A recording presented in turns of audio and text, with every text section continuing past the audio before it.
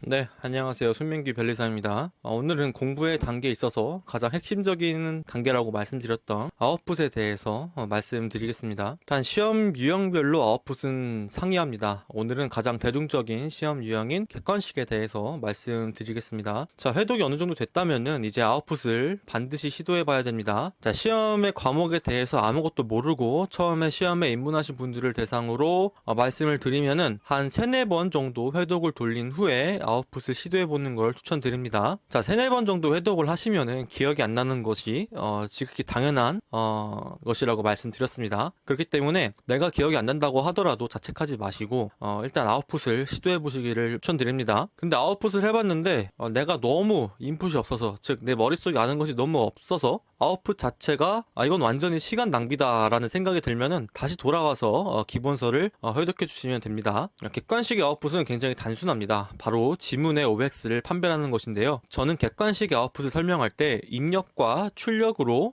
제가 용어를 따로 붙여서 표현을 합니다. 이 입력과 출력을 인풋과 아웃풋으로 헷갈리시면 안 됩니다. 그나마 제가 헷갈리지 않는 용어를 찾아보려고 했는데 마땅한 용어가 생각나지 않았어요. 그래서 입력과 출력에 대해서 설명을 드리면은, 입력은 지문 그 자체입니다. 즉 내가 어떤 지문을 봤을 때 그 자체가 바로 입력입니다. 그 다음 지문의 OX 여부를 판단하는 행위 자체가 출력이라고 볼 수 있습니다. 그 다음에 출력을 한 다음, 즉 OX 여부를 판별한 다음에 정답을 맞춰보고 내가 확실하게 아는 내용이면은 그 다음 지문으로 넘어가고, 내가 정확하게 알지 못하는 내용이라면은 해설을 보는 그 과정을 거치는데, 이 해설을 보는 것은 사실상 인풋과 다름없습니다. 자, 그래서 객관식은 지문, 즉 지문을 보고 출력, 즉 지문에 대한 OX를 판별한 후에 정답과 해답을 확인하는 이 인풋 단계가 한 사이클입니다. 사실 객관식 아웃풋은 이게 다입니다. 그렇기 때문에 객관식은 다른 시험 유형에 비해서 가장 접근하기 쉬운 유형입니다. 다만 객관식 아웃풋에 대해서 유의할 점들을 몇 가지 말씀드리겠습니다. 객관식은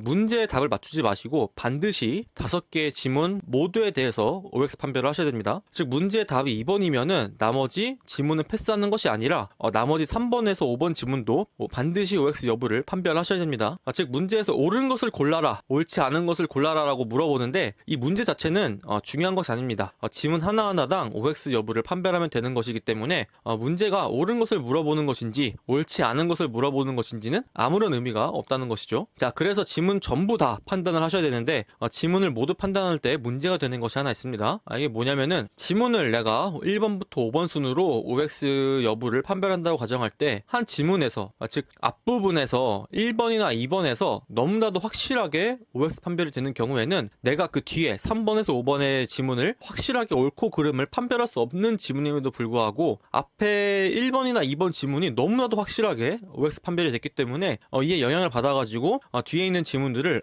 내가 아는 지문이구나 라고 착각할 수 있다는 것입니다. 자, 구체적으로 예를 들면은, 만약에 1번 지문에서 너무나도 확실하게 이 지문은 맞는 말이었고 2번 지문이 너무나도 확실하게 틀린 지문이었어요. 그리고 3번이 옳은 지문이 나왔어요. 그러면은 정답은 하나이기 때문에 4번과 5번 지문은 동그라미겠구나 라고 선입견이 생겨버린다는 것이죠. 그렇기 때문에 내가 지문을 확실하게 정말로 알고 있는 것인지, 아니면은 내가 앞에 지문의 OX 판별에 따라서 영향을 받고 있는 것인지, 내가 알고 있다고 착각하는 것인지 분간하기 어렵다는 것이죠. 이는 내가 아무리 객관적으로 지문 OX 여부를 판별한다고 하더라도 사람이기 때문에 100% 객관성을 유지할 수는 없습니다. 이 점을 염두에 두시고 최대한 객관성을 유지하면서 OX 여부를 판별하시는 것을 추천드립니다. 자, 그리고 모든 공부가 그래야 되지만은 이 아웃풋도, 객관식의 아웃풋도 양을 줄여나가는 식으로 공부를 하셔야 됩니다. 즉 처음에는 내가 만약에 500개 지문을 OX 여부를 판별한다고 생각했을 때, 내가 아는 지문은 확실하게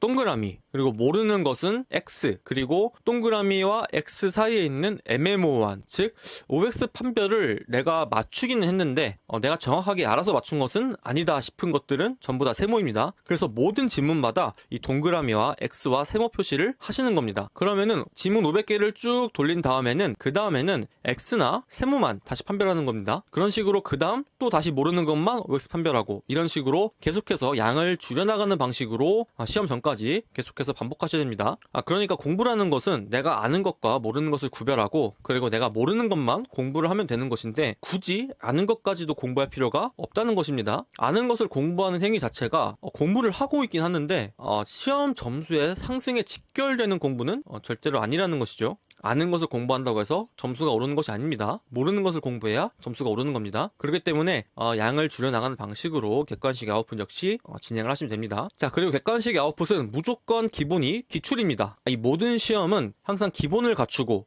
기본을 유지하면서 기본에 덧붙여 나가는 방법으로 해야 되는데, 여기서 기본은, 즉 아웃풋의 기본은 기출입니다. 자, 기출이 됐다는 의미는 당연히 그 과목에서 중요한 위상을 차지하고 있다는 것이고요. 그리고 기출 문제들은 그 출제위원들이 정말 신중을 기해서 정성 들여 만든 문제일 뿐만 아니라 또 그 문제에 검토위원까지 붙어서 검토까지 끝마쳐진 정말 엄선된 문제라는 의미입니다. 이렇게 양질의 재료를 무시하거나 양질의 재료를 최우선을 여기지 않고 시중에 있는 강사의 문제집이나 객관식 문제집을 들여다보는 것은 어떻게 보면 우를 범하는 일이라고 볼 수 있습니다. 또한 객관식이라는 유형 자체가 문제 은행식으로 출제되기 때문에 기출로 한번 출제되었다고 해서 다시 출제되지 않는 것이 아니라 앞으로도 언제든지 변형되어서 출제될 가능성이 높다고 볼 수 있습니다. 그렇기 때문에 이 기초, 즉 기출을 완벽하게 하셔야 됩니다. 시중 문제집 없이 기출로 아웃풋을 하면서 기본서로 인풋과 정리 그리고 필요한 것들을 암기해준다면은 합격권에 도달하는데 전혀 문제가 없습니다. 시중의 문제집은 기출을 내가 완벽하게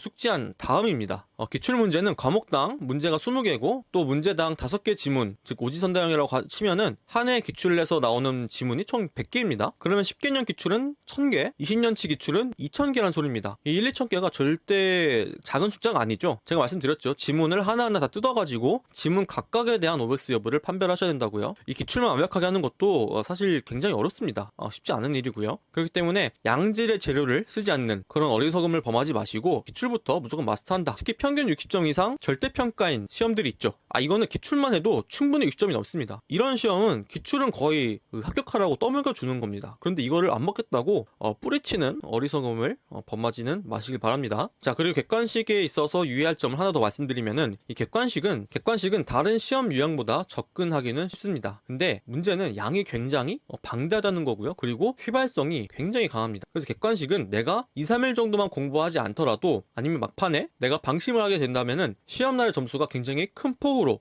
떨어질 수 있는 시험 유형입니다. 이 점을 간과하시고 시험 일주일 전이나 한 달 전에 모의고사를 보고 괜찮은 성적을 받아가지고 아웃풋을 소홀히 한다거나 인풋을 소홀히 한다거나 아니면 2, 3일 정도 시험 직전에 공부를 안 해버리는 상황이 발생한다면은 시험의 점수는 내가 예상치도 못하게 정말 큰 폭으로 하락하게 됩니다. 그렇기 때문에 객관식은 끝까지 방심하지 마시고 시험 직전까지, 시험 보기 직전까지 열심히 인풋과 아웃풋을 끝까지 하셔야 됩니다. 자, 그리고 마지막으로 한 가지 더 말씀드릴게요. 자, 우리가 선지별로 OX 여부를 판별해야 한다고 말씀드렸죠. 자, 제 생각으로는 이 선지별로 랜덤하게 OX 여부를 판별했을 때 정답률이 한 75% 정도 나오면은 시험에서 최소 한 90점 이상은 확보된다고 생각이 됩니다. 정답률이 한 80% 정도 된다 하면 거의 100점에 가까워집니다. 이게 왜 그러냐면은 보통 객관식 문제는 5개 지문 중에서 보통 2개가 헷갈리게 만드는 구조입니다. 그렇기 때문에 우리는 문항별이 아니라 순수하게 지문에 대한 OX 여부를 판별하는 것이기 때문에 지문별 정답률보다는 실제 과목의 점수가 더 높게 나올 수밖에 없습니다. 즉 내가 지문별로 OX 판별을 했는데 그게 정답률이 75%다 이러면 75점이 아니란 얘기입니다. 제가 봤을 때는 75%면은 충분히